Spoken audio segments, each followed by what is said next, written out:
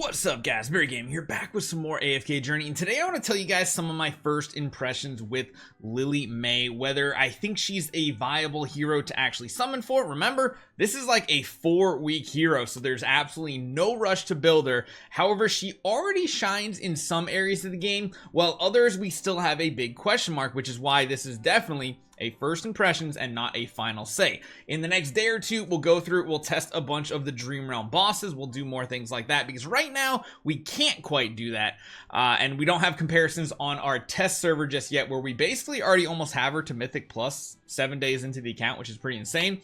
But let's jump right into it. Let's talk about Lily May and whether we think she's going to be good or maybe fail in some places. So we are on the main account to start out, and we have the Supreme Lily May on this one. We are waiting for tonight to get her to Supreme Plus, and Supreme Plus is a big deal because typically she's basically going to be reducing the target's ultimate energy from 1,000 down to 700. When you get to Supreme, it literally zeroes the energy bar out, which means it's going to take them longer to get to that ultimate again. As you guys have already seen, she is probably the most insane counter to what everybody was completely bored of in PvP. I feel like everybody was just tired of seeing every team had Aaron. It was just some composition with like Thorin, Aaron, Damien, and like Scarlita and something else. Well, there's Arden. Also, whatever they're using, Aaron was at the center of it because, of course, Aaron can just use his ultimate, pull everybody together, immobilize them, and a lot of crazy stuff. And now this hero completely counters it. I mean, I'll show you guys again if we can find a decent team here, because I've been doing a lot of testing here today. Any team that has Aaron is essentially instantly KO'd. This one actually doesn't, which is odd enough. It's kind of strange. Occasionally you see a bunch of teams on here that just don't have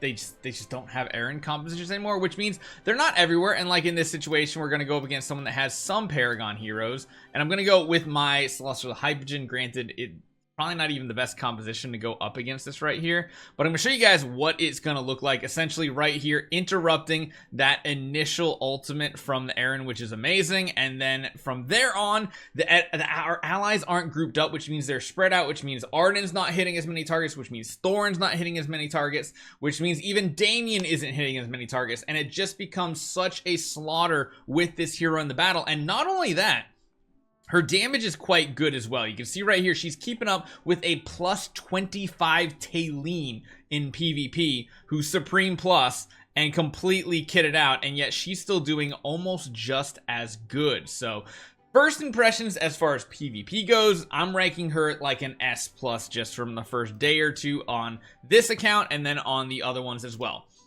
There are some situations where she's not going to be the best, and basically I'm going to go to my best team formations here. So Lone Gaze, this is going to be one she doesn't really do anything on. Even on King Croaker, I don't think she's going to be one that she's going to be usable. The ones we really need to test on are ones like Snow Stomper, Alpha Bear, Skyclops, and Necrodraken. Now, why is that? Because, well, she's kind of like a Merrily 2.0, except we need to see how much damage she can actually output.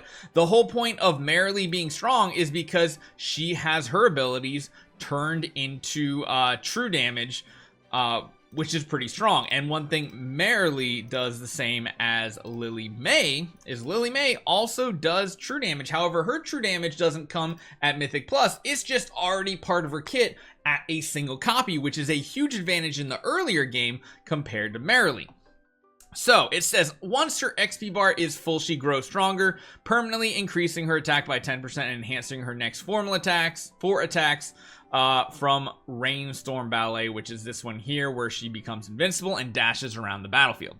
The enhanced attacks deal additional true damage equal to 3% plus 0.6 of your skill power, and of course the way we have her built has 3 skill power in it, so that's going to be an additional 1.8% for a pretty good gain of the target's max HP up to a certain percentage of her attack. And again, skill power buffs that cap as well. This growth effect can only stack 4 times, and as you guys see, it goes even further up, 6% plus another 1.8, and then it caps at a higher rate. This is really big because then also with her Mythic Plus, if you do get her there, each ally can trigger this effect once. Attack bonus granted by each of her growth is increased from that 10% up to 12%, and then up to 14%. Beyond that, it allows her to deal 2 additional attacks the next time she casts Rainstorm Ballet, which basically means she gets, what, 8 attacks in total or whatever, so that is a pretty big amount of damage. Quite a bit of it doing true damage. We can see 6% plus additional. If we go over to someone like Merrily and you take a look at her true damage right here, you can see increases her attack. Her normal attacks deal true damage after reaching max stacks. The difference is all of her damage becomes true damage, I believe, with the way she's set up, which is really strong. The other hero that we need to take a look at and we can compare it to is Corrin, because again, Corrin is another one where at Mythic Plus he gets true damage. This one here is a much lower rate, and if Corrin's already doing good at this percentage, if we're talking about 6% plus another 1.8%, that could be a crazy amount of damage, because Corrin still pumps out a ton of damage. Even though he has fallen off for some of these Celestial and Hypogean heroes, the comparison's really good. Now, one thing I do want to say, AFK Progress, we can't even test her in deficit pushing. I don't think she's going to be good at deficit pushing. I just don't think whatsoever she's going to be a prime candidate for AFK pushing. I mean, when you already have the best of the best team pretty much, and it just revolves around Smokey surviving and getting Mythic Plus and getting his ultimate off the 3rd time, there's really no beating that. Other game modes she can be useful in, such as, you know, Supreme Arena, Legend Trial, all these other things, even Guild Supremacy, she might have some viability as well. The only thing I will say is on a newer account, which we're not on our test server account, but like legit, we're 7 days into the account. We almost have her at Mythic Plus. We just need one more copy, which is less than 20 more rate up summons, which will be done in the next day or so. She can counter some enemies really strong, especially in AFK Progress and the world. You know how in this first world here, you come across a lot of these enemies that have like the tornado ability. They got a lot of really annoying skills, the tornadoes that go off, the ones that teleport and lift enemies up. She's absolutely amazing at stopping them from doing what they do and getting very quick wins. That's one thing I really noticed on our free-to-play account, was she takes the time and her ultimate just blocks it. Even though she casts Tempest Shot at the very beginning of battle, typically what happens is the first time an enemy uses an ultimate, she immediately stops it, and usually around that time she almost has full energy as well, which is really cool. I've also noticed something else that's really interesting that you can do with her in PvE battles and everything. If you need to buy even just a couple seconds for your frontline tanks to survive, putting her in the front is interesting, because what happens is the enemies start to attack, but she immediately uses her ability that makes her teleport around and become invincible. This actually buys a couple seconds, and it's really weird how the damage works, because watch how the damage comes in to the Freystos immediately.